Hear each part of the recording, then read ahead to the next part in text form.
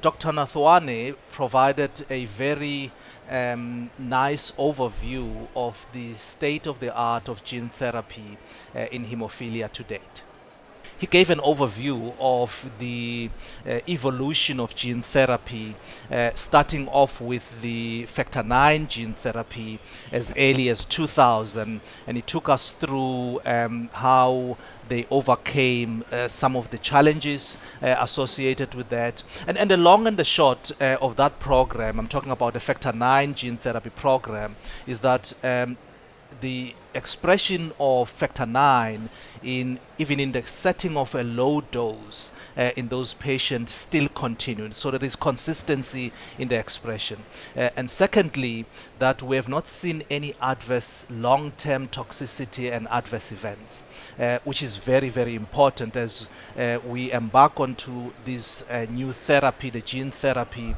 There are a lot of things that we don't know, the so-called unknowns, and one of those is what would be the long-term adverse events that we see. 7.5 years down the line, those patients have not shown any of the adverse events that we may well not know about, and in fact it would seem that at least in the context of factor 9, the therapy is safe in adults that were given the gene therapy.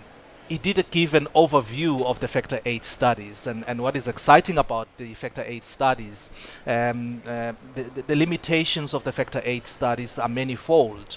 He pointed out that one of the big limitations is the size of the factor 8 genes. That to some extent is being addressed, but most importantly, the half-life of factor 8 is also very short. So using the X10 technology, they are managing to construct a transgene that is able to give a longer half-life, and that is actually now being packaged into a gene expression profile that is being explored in the clinical setting.